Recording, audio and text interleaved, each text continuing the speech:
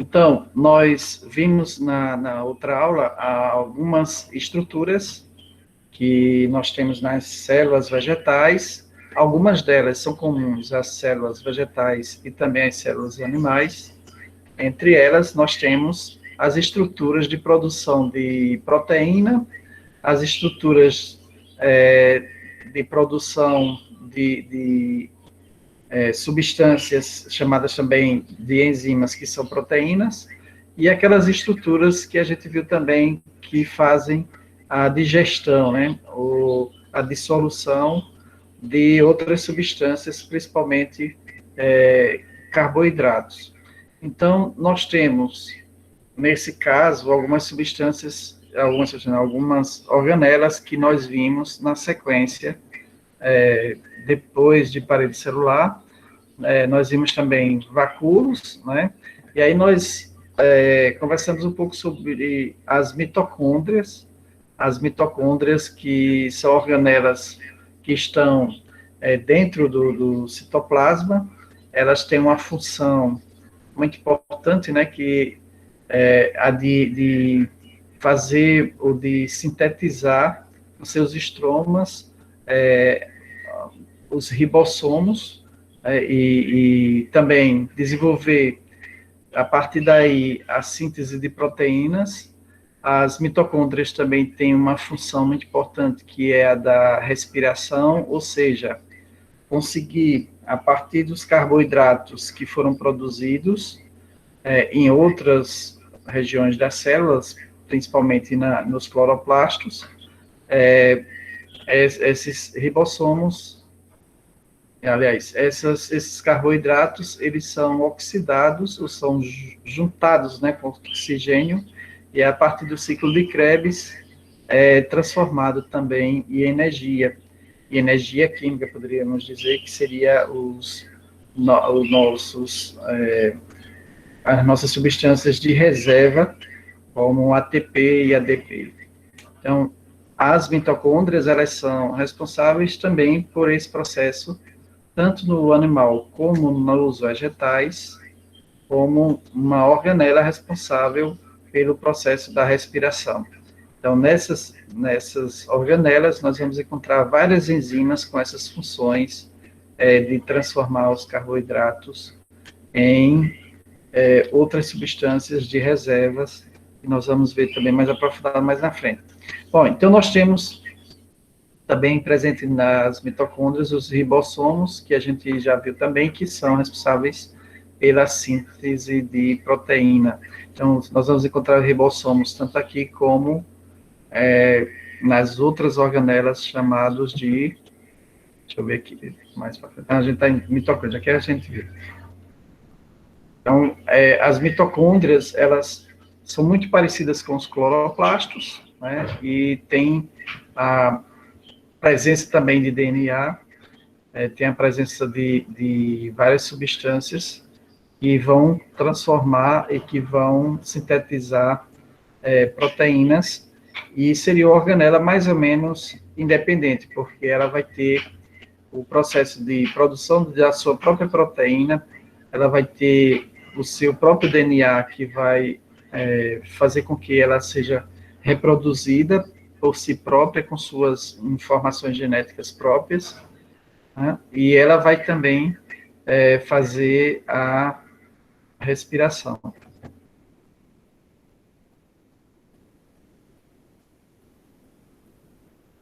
Bom, os ribossomos também nós vimos na outra aula, que são organelas que são fundamentais para a célula, né, principalmente pela regeneração celular. Ele é o responsável exatamente pela produção e síntese de proteínas. Ele tem também o DNA e o RNA, e com esse DNA e RNA, ele consegue determinar as proteínas e também transformar, através da síntese, né, de algumas proteínas, ele pode transformar também os carboidratos em energia química.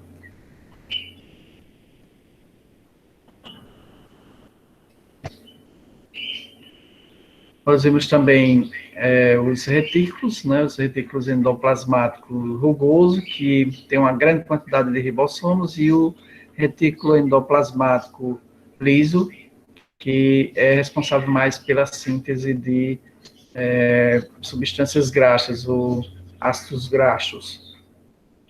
Aí, o que nós chamamos também de colesterol, né? Na planta, nós não temos o colesterol, como nós chamamos para os humanos. Nós temos os extratos etéreos, aí nós temos uma série de substâncias com muitas moléculas de carbono, né, todos ligados aí, formando uma grande cadeia de carboidratos. Então, nós vimos também a separação, quais as funções entre o liso e rugoso, né? Então, tem formas diferentes. E, no geral, essas organelas elas vão formar substâncias que vão ser utilizadas em outras partes da célula. Nesse desenho a gente viu a diferença entre retículo endoplasmático liso, né, e o retículo endoplasmático rugoso, que é formado por várias organelas dos ribossomos, que são vesículas, praticamente, são bolinhas, ó, são vesículas que vão estar presentes dentro do retículo endoplasmático com essa função proteica. Já o retículo endoplasmático liso vai ter mais a função de síntese de ácidos graxos.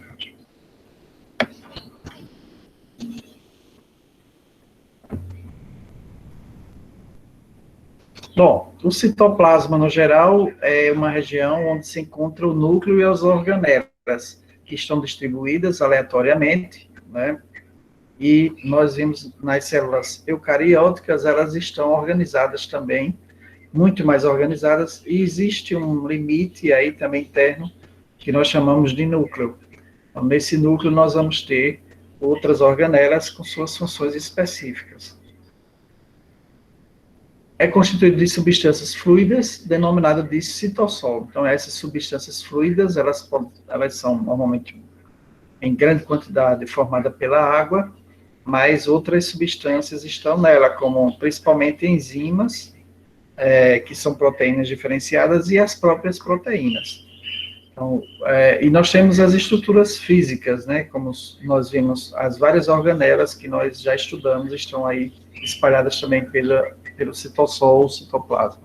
Um modelo básico de células que se conhece desde os primeiros estudos de citologia é composto dessas três estruturas, ou seja, a membrana,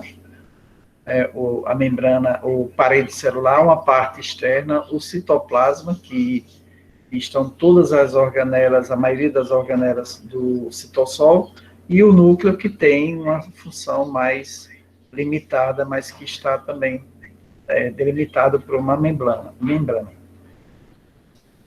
Então, a membrana é o que delimita as substâncias fluidas, né, e viscosas, chamada de citoplasma, onde ficam as organelas, e o núcleo, por sua vez, material genético, DNA e RNA, que estão mais no centro da célula.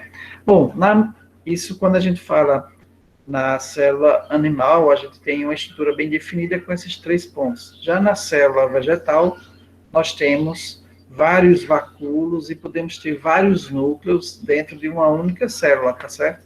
Então, a célula vegetal, ela é diferente da célula animal, daquela célula que a gente estudou, inclusive, no ensino médio, que tem somente definições praticamente para a célula animal. Não devemos esquecer que as células procariontes, típicas de bactérias e arqueias, não há núcleo, e o material genético fica espalhado pelo citoplasma. Nós falamos também, na outra aula, o que eram células procarióticas e células eucarióticas, né? Então, as procarióticas são aqueles seres mais primitivos, como as bactérias, os protozoários, e nós temos aí, nesse caso, uma não diferenciação do citoplasma. Não há uma organização onde fica registrado exatamente a presença separada de transmissão ou de formação genética, como DNA e RNA. O citossol e citoesqueleto também, nós falamos na outra aula, né, com a evolução da biologia, já se sabe que o citoplasma nas células eucarióticas pode conter diversas estruturas com funções específicas. Deste modo, sabemos que há duas regiões, citoplasma, citossol e citoesqueleto. Então, esse citoesqueleto seria, mesmo nas células procarióticas, uma região onde as organelas estão mais organizadas, estão mais interligadas, inclusive pelas miofibrilhas, pelos microtúbulos que conectam essas organelas.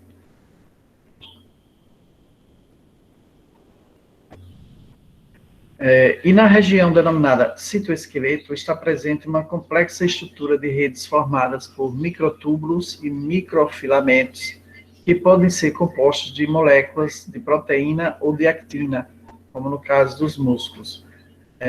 Actina e miosina, poderíamos dizer, as duas principais proteínas dos músculos humanos, né? Mas na célula vegetal, a gente vai ter a parede celular com uma função bem mais estruturante e não permite esses alongamentos, essa movimentação. Então, no caso, o citoesqueleto vegetal, ele é mais simplificado.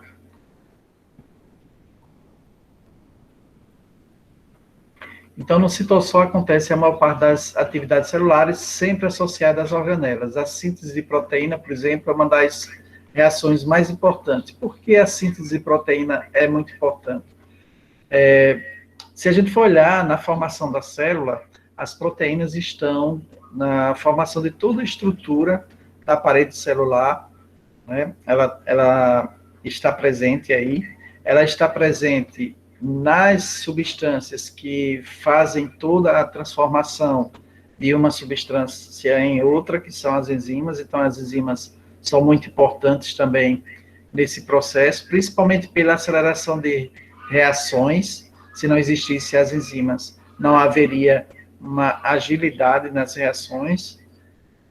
E é uma das substâncias também que servem de alimento, né? Então, no geral, os animais que se alimentam de vegetais, eles têm como principal substância a ser ingerida a proteína. Exatamente porque a proteína que foi plástica, que formou, que teve várias funções do vegetal, quando é assimilado pelo animal, essa proteína ela continua a desenvolver também essa função plástica. Essa função plástica que é a função de construção celular. Então, no processo de produção de cadeia polipeptídica participam o ribossomo e as moléculas de DNA e RNA. A gente já viu que o ribossomo, nele estão exatamente moléculas de DNA e RNA, e essa combinação vai trazer a formação das proteínas. Então, a organização dos aminoácidos que vão se juntando e formando as proteínas. Então, outra atividade essencial é a respiração celular, que produz energia e será utilizada pelas células do corpo do vegetal ou do animal, né? Parte desse processo ocorre no citoplasma e outra parte dentro das mitocôndrias, como no ciclo de Krebs. Então, esse ciclo de Krebs é aquele ciclo onde vai juntar os carboidratos com o oxigênio e transformar em ATP, adenosina difosfato inicialmente, depois em trifosfato mais à frente. Então, esse ciclo químico de Krebs, ele tem essa função, né, de oxidar ou de queimar, como se diz, a combustão, quando se fala, está falando nessa junção do oxigênio com a substância, que é aquele carboidrato simples que foi formado na fotossíntese. Então, nós temos, nesse caso aí, dentro dos ribossomos, e pode estar também dentro das mitocôndrias, né, a formação tanto a formação das proteínas, como também a respiração. Então, os filamentos do citoesqueleto são uma espécie de armação ao esqueleto que tem como funções dar forma à célula e permitir movimentos tanto de organelas como de célula como um todo, como da célula. Os filamentos do citoesqueleto, esses filamentos do citoesqueleto, eles são muito importantes nas células animais, tá certo? Nas células vegetais a gente não tem muita função, mas a gente sabe que os citoesqueleto, no geral, todos esses filamentos, eles dão uma conexão e uma imobilização, ou seja, fazem com que as organelas, elas não fiquem soltas, já que o citoplasma ele é mais uma área com a maior quantidade de água e viscoso, né? Então, esse cito é como se fosse cabos de aço que vão organizando, dando uma estrutura estável dentro da célula. É uma amarração, digamos, né, assim. Então, a composição química. Primeiro, o citoplasma é composto em grande parte por água, mas também por moléculas orgânicas, em especial macromoléculas como proteínas e enzimas. Além disso, também estão presentes lipídios e polissacarídeos. Então, na sua maioria, as plantas, elas têm, no geral, elas têm quase, quando o galho é a folha verde, eles têm em torno de 90% de água. Nas partes mais sólidas dos galhos e tronco, aí nós temos uma diminuição considerável nessa quantidade de água. Aí podemos ter somente entre 15% e 16% de água, mais ou menos 20%, tá certo? Então, depende muito de que tecido a gente está observando. Mas quando a gente fala de folha, ou de fruto, alguns frutos são muito aquosos, como é o tomate, né, por exemplo, e outros tecidos são muito mais secos, como é o grão de milho, por exemplo, como é um tronco de uma árvore. Então, as estruturas das células vão sendo substituídas de acordo com a necessidade. Se ela está no tecido de sustentação, no caso, de um tronco de uma árvore, ou se ela está em uma folha inicial, onde vai ter um desenvolvimento de várias células com bastante cloroplasto para absorver a energia solar. Então, de acordo com a função e a localização anatômica da folha, é que nós vamos ter a definição dessa quantidade ou não. E aí, essas células, elas vão se modificando, vão sendo criadas e se estabelecendo de acordo com a sua função dentro da planta. Então, no geral, o citoplasma é composto em grande parte por água, mas de acordo com a função também da folha, tá certo? Então, no geral, assim como também nós temos proteínas e enzimas. E aí, cada uma dessas substâncias vai estar dentro de uma organela organizada com uma função determinada, como a gente já viu até agora, né? E aqui nós temos um desenho mais ou menos de poderíamos dizer, uma célula animal, tá? E aí nós temos aqui o citosol no geral, microfilamentos, microtúbulos, o núcleo. Então, esse é o desenho de uma célula animal com as organelas no geral. Bom, aí nós temos como consequente, ou conseguinte, seguinte, o complexo de Golgi, que é também chamado como complexo golgiense, ou também aparelho de Golgi, né, tem esses nomes. O complexo de Golgi é o composto de discos achatados empilhados, formando bolsas membranosas. Parece muito com as mitocôndrias. Suas funções são, no entanto, modificar, armazenar e exportar proteínas sintetizadas no retículo endoplasmático rugoso. Além disso, origina os lisossomos primários. Então, uma função bem simples do complexo de Golgi é armazenar, tá certo? Então, a célula, ela tem a área de produção dela de proteínas e ela tem essa possibilidade também de exportação de proteínas, né? Então, se uma planta ela está crescendo sempre, ela vai ter que ter substâncias já produzidas em outro local, em outra célula, para que seja formada plasticamente, ou seja, seja criada uma nova célula. Porque a nova célula, o novo tecido, ele não tem como produzir, ele está sendo criado. Então, para se criar, ele precisa inicialmente ter material para ser criado. É como se a gente fosse construir uma fábrica, por exemplo, uma fábrica de sapatos. Aquela fábrica, ela vai construir, ela vai produzir, né, sapatos. Mas para que ela comece a produzir sapatos, a gente primeiro tem que trazer material de fora, os tijolos, telha, equipamentos, né, máquinas diversas, material de consumo e tudo mais, e pessoas que vão trabalhar naquela fábrica. A partir do momento que esteja tudo pronto, ela começa a produzir os sapatos. A mesma coisa é a célula. Então, para que a célula venha a ser uma produtora de ATP, de proteínas, de outras substâncias, ela precisa inicialmente ser formada.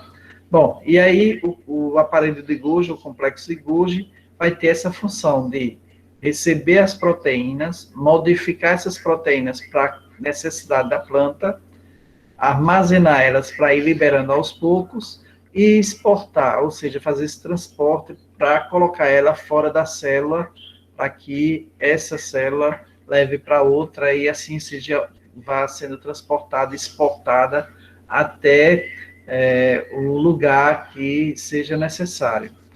Então, de onde é que vem essas proteínas? A gente já viu que os ribossomos, eles estão em grande quantidade no retículo endoplasmático rugoso. Então, ele é formado em sua maioria lá, uma partezinha pelas mitocôndrias, elas podem também produzir em maior quantidade e externar, né, colocar à disposição da célula, mas principalmente o retículo endoplasmático, a partir dos seus ribossomos, ela produz uma maior quantidade dessas substâncias chamada proteína. E aí, essas proteínas, elas vão ser enviadas até o complexo do Golgi, que vai definir, ou vai modificar para as necessidades da planta e da célula. Então, a proteína, no geral, ela pode ser utilizada como alimento, que é, em sua maioria esse formato que é exportado, mas também pode ser modificada para ser uma enzima específica para trabalhar, para ter uma ação em um determinado local, com uma determinada e específica função, como é no caso enzimas que vão fazer ligações de DNA, de RNA. Enzimas que vão degradar o carboidrato. Então, são funções específicas de algumas proteínas que são organizadas como enzimas que têm uma determinada e específica função. Então, as substâncias produzidas nas plantas, elas são diferentes das produzidas nos animais. Né? Então, vejamos, nas vesículas de Golgi, das células vegetais, são encontradas proteínas, celulose, hemicelulose, compostos peptídicos, gomas, resinas, ou seja, resinas. Essas substâncias não existem nas células animais, né? A celulose não está nas células animais, a gente não tem celulose pura, nem o nosso intestino consegue digerir a celulose, porque precisaria de micro-organismos específicos, a hemicelulose igualmente, compostos peptídicos, e algumas substâncias que são mais, como formato mais rígido, né, e com alto teor de taninos, que a gente também não tem. Algumas gomas, como látex, né, que as plantas têm, como a borracha, que é feita do látex. Então, essas substâncias também a gente não tem em nosso organismo. Nem resinas, no geral, que são as colas, que a gente utiliza até como colas. Então, são várias substâncias que a célula vegetal produz, né, e distribui, que nós não temos nas células animais. Né? Então, o complexo, o aparelho de Golgi, ele vai receber essas substâncias e vai moldar, é como se fosse uma fábrica onde recebe a matéria-prima dos ribossomos, né, a partir da área do retículo endoplasmático, e ele sai montando outros formatos. Então, poderíamos dizer que ele recebe a matéria-prima e transforma em matéria mais elaborada, mais organizada. Então, as suas funções, no geral, são modificar, armazenar e exportar proteínas sintetizadas no retículo endoplasmático rugoso e, além disso, origina os lisossomos e os acrossomos dos espermatozoides. Então, os lisossomos, que a gente vai ver mais na frente, e o que são acrossomos dos espermatozoides.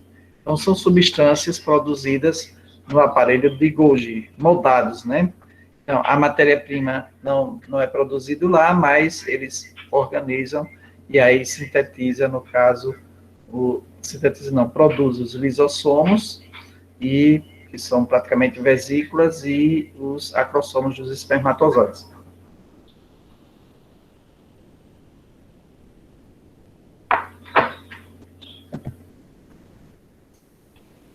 Então, nós temos aqui um pouco do complexo de Golgi, né, com as vesículas secretoras, com essas bolinhas aqui, e a parte das cisternas rugosas, né?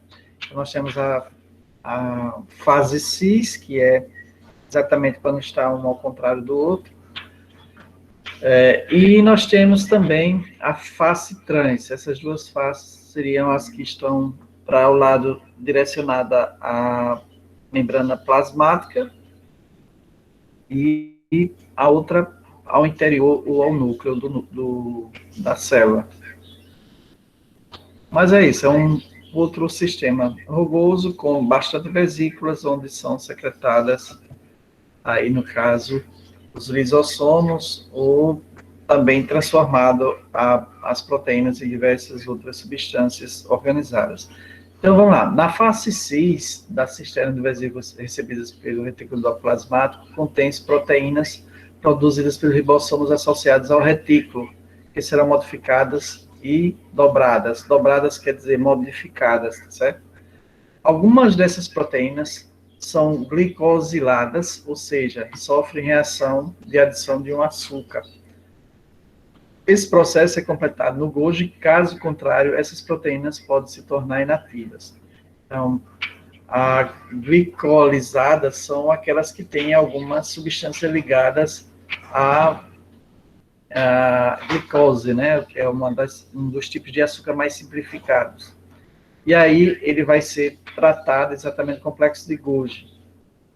Na fase trans, as proteínas são empacotadas em vesículas membranosas, como se fossem bolhas, pacotes, né, que vão ser distribuídas. Desse modo, não são originadas muitas enzimas, bem como os lisossomos primários e os perixomos. Enquanto essas organelas ficam no citoplasma da célula, as proteínas são muitas vezes enviadas para fora da célula. Então, é o trabalho de exportação, né? As proteínas que são necessárias em outras partes das células também são transportadas, exportadas através do complexo de Golgi. Uma outra função do complexo de Golgi é a formação do acrossomo, que se localiza na cabeça do espermatozoide. Ou seja, o acrossomo é o resultado da fusão de vários lisossomos juntos, que se unem e formam aquela cabeça maior do espermatozoide, que é praticamente uma vesícula, né? Uma vesícula cheia de enzimas, é como se fosse um armazém de enzimas.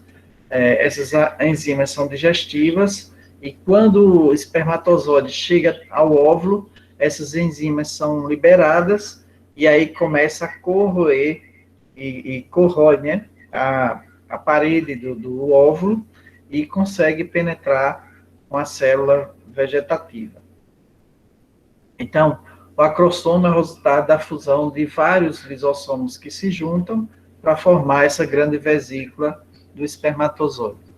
Então, essa fusão e essa perfuração da membrana do óvulo, no caso do animal, é formada exatamente a partir dessa formação, né, dos lisossomos em união um com o outro, formando aquela parte mais forte, com maior quantidade de enzimas. E aí nós temos aqui, mais ou menos de novo aquele mesmo desenho, né, da célula animal, onde está mais ou menos o complexo de Golgi e suas funções. Também os lisossomos contêm enzimas hidrolíticas, incluindo DNase, RNase, protease e algumas variedades de enzimas que degradam carboidratos. A sua membrana não é permeável a essas enzimas, ou seja, as enzimas que estão dentro dessas vesículas, elas não conseguem perfurar a própria membrana, então ela é impermeável. Se essa membrana é retirada, essas enzimas ficam soltas na célula, e como elas são enzimas que destroem, né, ou hidrolisam outras substâncias, como o DNA, como o RNA, as proteínas, elas saem destruindo essas substâncias. Por isso existe uma membrana impermeável a elas, né?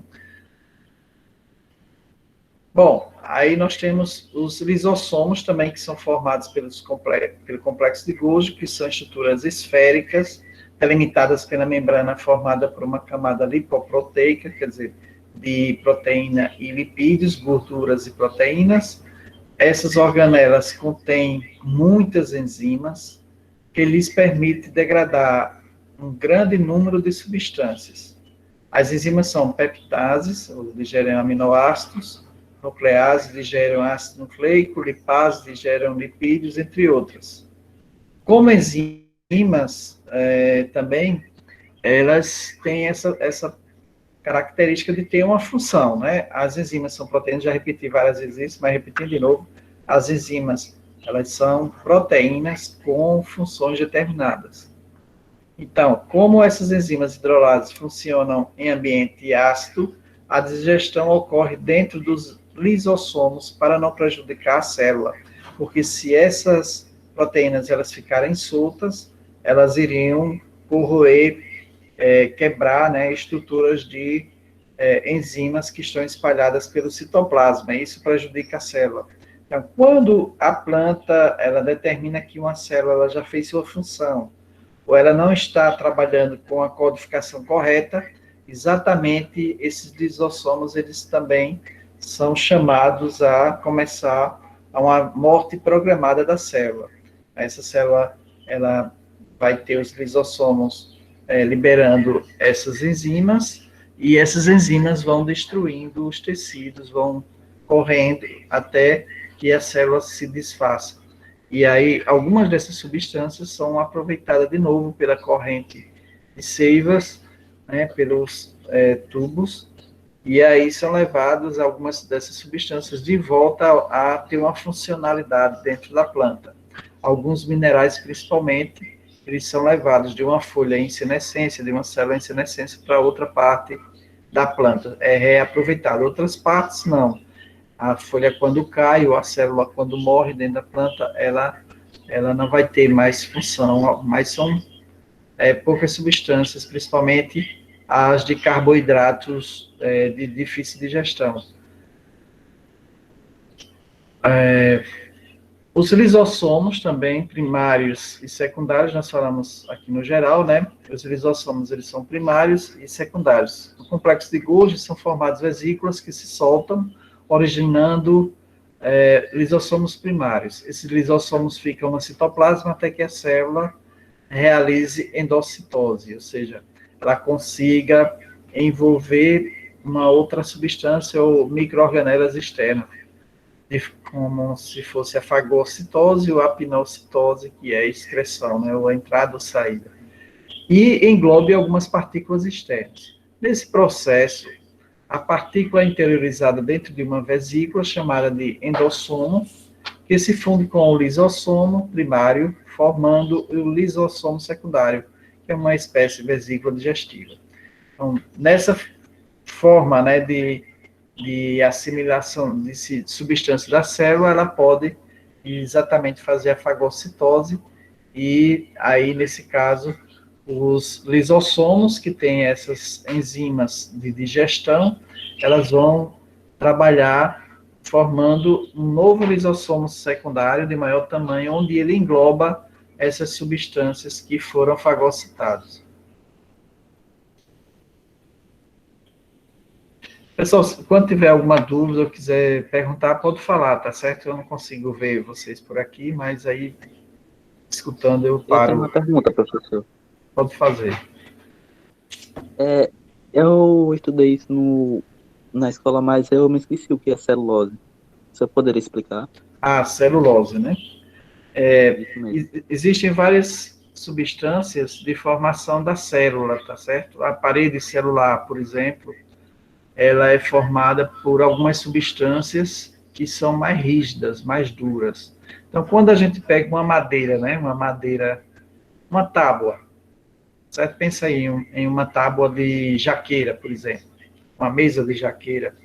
Então, o que é que nós temos ali? São substâncias onde as paredes celulares elas vão ficar com a substância mais rígida, e essa celulose são carboidratos, tá certo? Carboidratos de cadeias de carbono enorme, muito longas, com normalmente mais de 20 carbonos.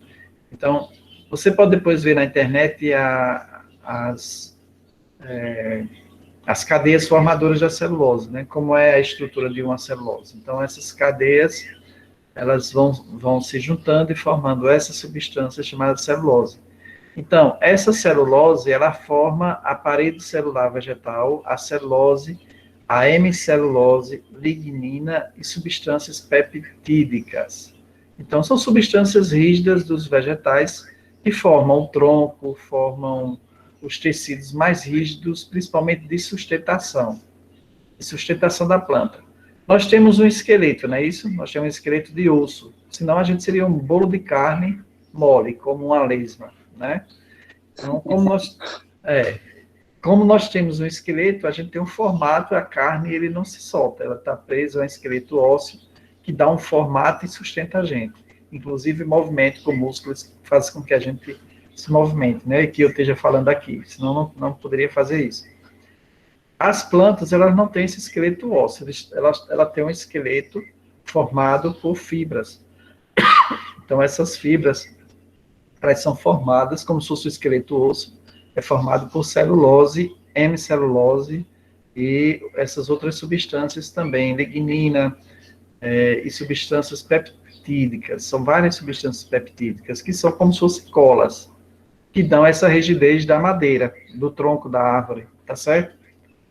Então, celulose Entendi. é uma dessas estruturas que forma a parede celular e que forma o esqueleto da planta.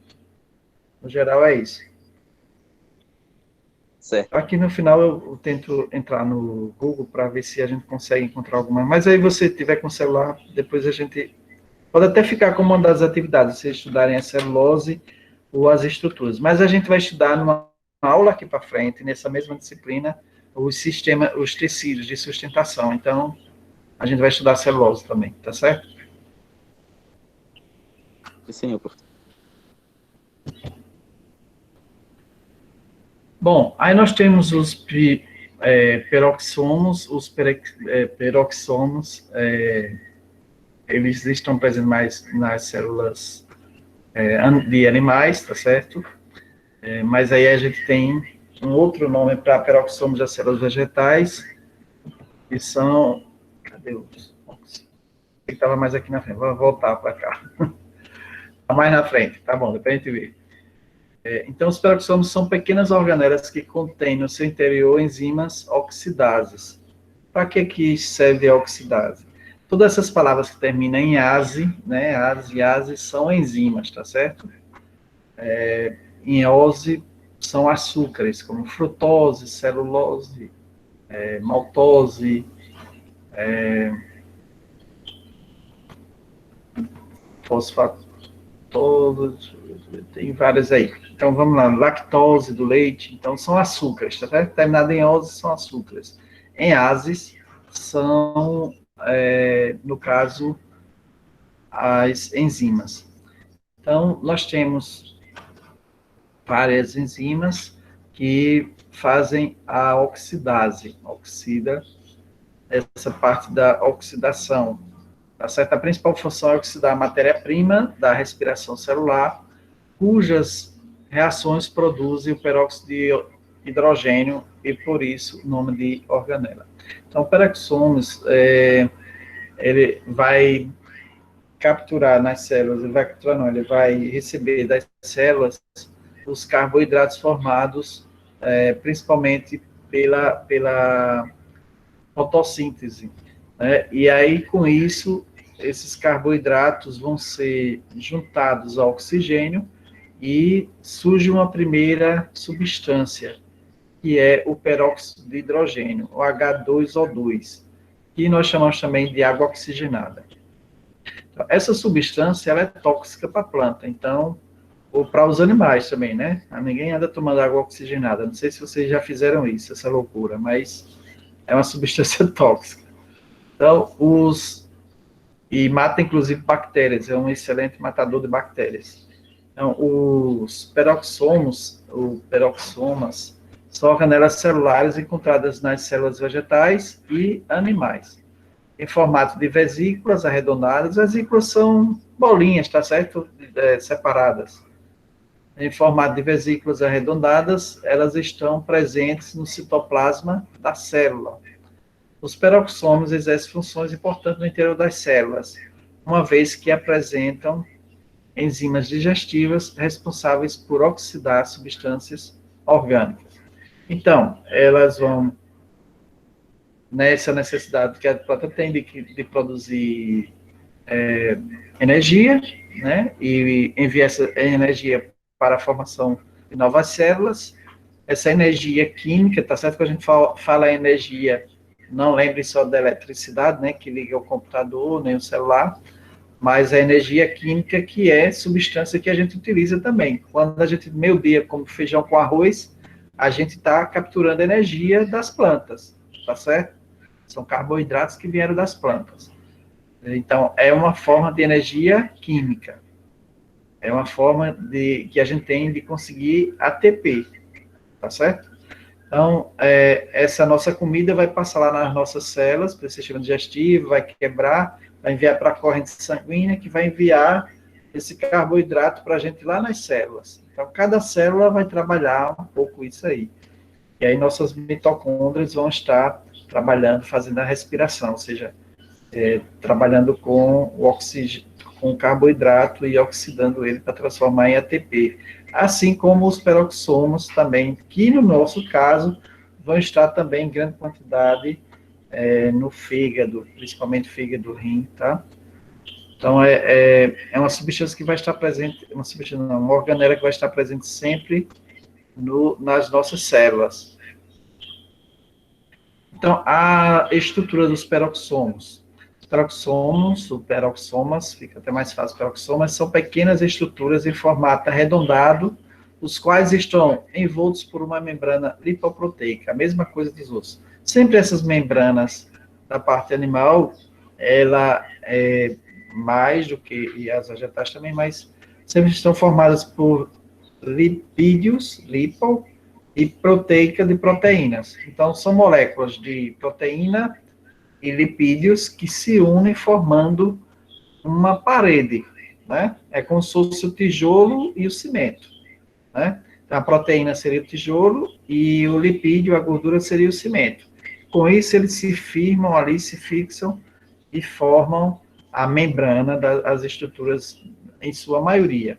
Por isso, nós dizemos que a proteína, ela tem uma função plástica, ou seja, a função de formar, de criar as estruturas. Em seu interior contém enzimas oxidases responsáveis pela oxidação de substâncias. Essa oxidação, nós temos exatamente a possibilidade de transformar uma substância com a adição de outra substância que tem oxigênio. Bom, aqui nós temos o desenho da célula vegetal com algumas organelas de peroxomos, né? Aqui, lisossomos, peroxomos, ribossomos, são as últimas organelas que a gente estudou. Quais são as funções dos peroxomos? A principal função do peroxomo é digerir algumas substâncias, isso porque em seu interior são armazenadas enzimas oxidases. Essas enzimas oxidam os ácidos graxos para a síntese de colesterol e também são usados como matéria-prima na respiração celular com o intuito de obter energia. Nas reações de oxidação é produzido peróxido de hidrogênio, H2O2, água oxigenada, e por isso essa organela recebe esse nome de peroxomos, exatamente porque ela vai oxidar o peróxido de hidrogênio. Então, peróxido de hidrogênio, peroxomos. Peróxido, peroxomos. No corpo humano, os peroxomos são encontrados nas células que formam os rins, as células renadas, e o fígado nas células hepáticas. No fígado, eles auxiliam na produção de sais biliares e também na neutralização de algumas substâncias tóxicas para o corpo, através da enzima catalase. Essa enzima catalase ela é muito importante, porque ela vai exatamente desfazer esse ácido, essa substância aqui, peróxido de hidrogênio. Tá? Então, esse peróxido de hidrogênio, que é uma substância tóxica, que vai ser criada a partir da oxidação das substâncias orgânicas que chegam no organismo ou na célula, no geral, né? E aí essa enzima catalase, ela é responsável pela transformação ou quebra dessa substância. Então, ela vai separar aqui o hidrogênio do oxigênio e juntar com outras substâncias, formando algo bem simples. Sendo assim, eles auxiliam na desintoxicação, já que é uma substância tóxica e ele quebra, essa catalase quebra, então ela vai auxiliar na desintoxicação celular proveniente, por exemplo, do uso do álcool e de medicamentos. Essas substâncias que chegam, que promovem a formação de peróxido de hidrogênio, a catalase resolve. E onde é que está isso? Dentro dos peroxomos. Então, por isso, o peroxomo, ele tem essa função, porque essas reações acontecem dentro dele. Então, nós temos aqui o que acontece, né? A função química seria o quê? Para cada 2 moléculas de peróxido de hidrogênio, nós vamos ter, com uma molécula de enzima catalase, nós vamos ter, não só para 2, né, moléculas, mas para várias, uma enzima dessa, ela consegue destruir várias moléculas de catalase, e aí ela vai transformar em 2 substâncias bem simples. A água, que vai sair pela urina, depois, se for o ser humano, pela planta, também pode ser exudada ou evaporada através da evapotranspiração, ou pode ficar dentro da sua própria estrutura de planta, trabalhando dentro da célula, ou sendo útil dentro da célula, e vai liberar também o oxigênio, que na planta ele vai ser reutilizado para outra oxidação, ou pode ser liberado também para a atmosfera. E a gente sai ganhando, porque a gente sobrevive por causa dessa simbiose nossa com as plantas, né? Se não existissem as plantas, não existiria nenhum ser vivo, nenhum animal, no caso, inclusive nós. Na reação química acima, podemos notar que a enzima catalase dos peroxomos degrada o peróxido de hidrogênio, transformando em água e oxigênio. A catalase é enzima produzida por quase todos os organismos vivos. Ela é responsável pela decomposição do peróxido de hidrogênio, tá certo? Em água, e transformando em água e oxigênio. A catalase é encontrada na organela peroxomos, presente nas células animais e vegetais. Então, vejam que essa substância e essa enzima é importantíssima na sobrevivência tanto dos vegetais como dos animais. Então, quais são as funções da catalase? Função e importância. A importância dessa função consiste no fato de o peróxido de hidrogênio ser uma substância tóxica para as células. Ou seja, se não existisse a catalase, essa substância mataria as células, destruiria as células. Então, a catalase produz água e oxigênio, 2 substâncias que não trazem prejuízo ao organismo. A simples coisa que ele faz é quebrar essa molécula, né? Se for só água, mas como ele está com 2 átomos de oxigênio, ele se transforma em substância tóxica para os seres vivos. Então, ao realizar a decomposição, a catalase neutraliza a ação tóxica do peróxido de hidrogênio e equilibra a sua produção no organismo. A função da catalase é importante para a atividade dos rins e fígado no ser humano, né? Ou nos animais. Nesses órgãos, existem numerosos peroxomos responsáveis pela desintoxicação do organismo. No fígado, os peroxomos e a ação catalase auxiliam a produção de sais biliares e a neutralização de substâncias tóxicas. A catalase é considerada uma das enzimas mais eficazes encontradas nas células. Isso porque uma única molécula de catalase pode decompor milhões de moléculas de peróxido de hidrogênio. Então, a gente está vendo aqui a função, a importância dessa substância, que é uma proteína, enzima, né, transformada em enzima pelo complexo de Golgi, e aí ele vai estar no peroxomos, e nesse peroxomos ele vai fazer essa reação de quebra da molécula de peróxido de hidrogênio, água oxigenada, em moléculas de água e oxigênio. Tranquilo até aqui? Tranquilo, professor. Por mim, pode dar sequência à aula. Vamos lá. Então, peroxomos e glioxomos. Nas células vegetais, os peroxomos estão presentes nas folhas e sementes, o que a gente vinha vendo até agora, né?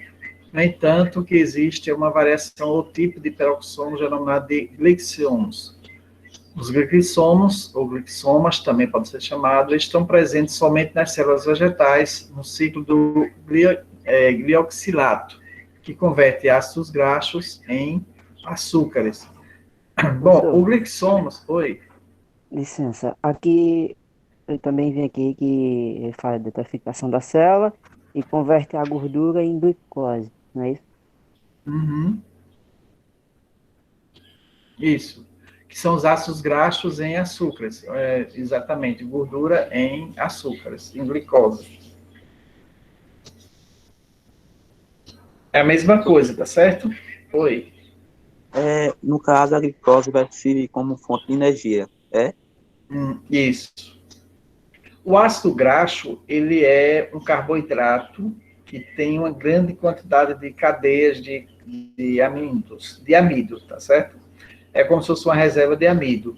Quando ele é quebrado em pedaços menores, aí ele vai ser transformado em amido mais simples, que são os açúcares. Açúcares são amidos de cadeia mais simples, menores. Quando a gente junta vários açúcares, a gente transforma em ácido graxo também, que é a gordura. Quando a gente come muito bolo, a gente não fica gordo, né? Então, a gente transformou aquele carboidrato, o açúcar também, em gordura, ou seja, a gente armazena. A gordura é sempre um armazenamento dos açúcares, dos carboidratos. Quando a gente vai passando fome, né? Está passando fome, aí primeiro a gente vai gastar a glicose, que está no sangue, o glicogênio, tudo que a gente tiver de açúcar vai sendo gastado. Aí quando não tem mais nada açúcar no nosso organismo, aí o organismo começa a queimar a gordura. Vamos lá, oxidar a gordura. Toma. Acabou, não tem mais gordura, aí pega as proteínas. Acabou as proteínas, bate o facho. Aí morre. Tá certo? Mas essa sequência é exatamente isso. Primeiro começa pelos ácidos graxos mais simples, a queima, né? A oxidação para transformar em energia. Depois os carboidratos, depois as proteínas. Porque é do mais simples para o mais complexo. Né? O mais complexo é as proteínas, porque ela vai ter uma quantidade de cadeias enormes de aminoácidos, então são mais organizadas, tem as ligações peptídicas, são ligações covalentes mais rígidas, então tem uma dificuldade maior de quebrar. Bom, aí quem é que faz esse trabalho? Os peroxomos, né? Os glixiomas, os peroxomos a gente viu que tem a função lá, lembra? Qual é a função dele?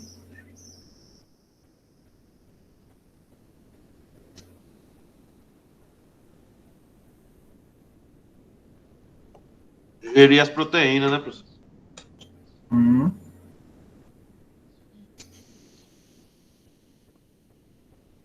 Isso. Aí ele vai, no geral, os peroxomos, né, eles vão estar oxidando, quebrando as moléculas de peróxido de hidrogênio, tá certo? Quem é esse peróxido de hidrogênio? É uma substância tóxica que é formada através da digestão das proteínas, né, ou dos aminoácidos, ou principalmente dos carboidratos. carboidratos que são os ácidos graxos ou gorduras. Então a gente tem essa diferença, né? Aqueles que trabalham mais com ácidos graxos, transformando em açúcares, nós chamamos de glixossomos, que são o que estão presentes mais nos vegetais. Aqueles que trabalham mais com os carboidratos, tá certo? Transformando em peróxido de hidrogênio, eles são chamados de peroxomos puros, né? Mas aí, no geral, os dois eles vão estar digerindo os carboidratos. Nós vimos também os lisossomos, né? Ou não, já. Deixa eu... Sim, professor. Os lisossomos, a digestão celular e os peroxissomos, a detoxificação, né?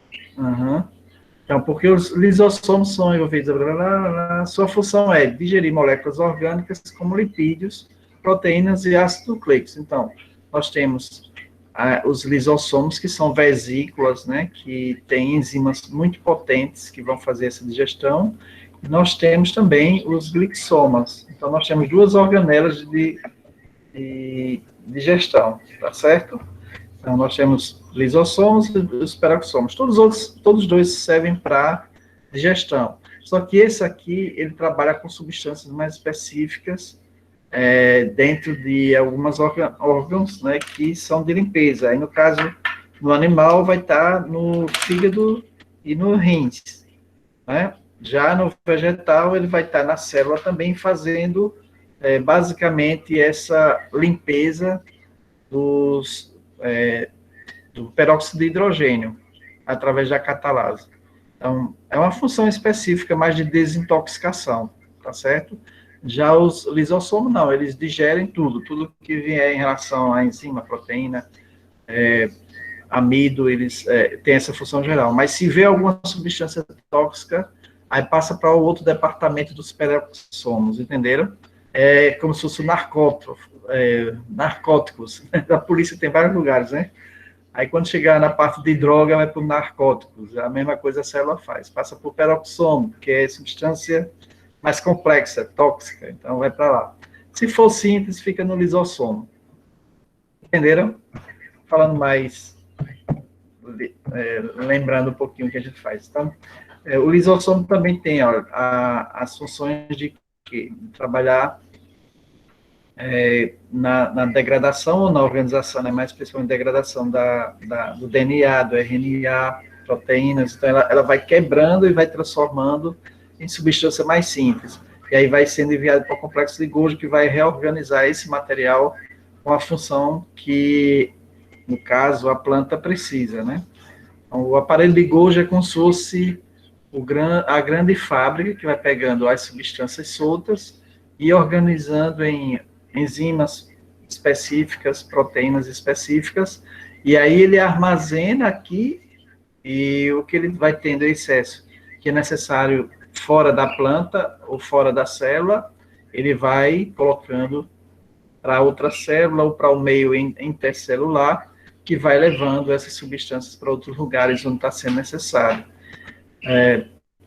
Onde é que se precisa bastante de proteína? Onde está havendo crescimento.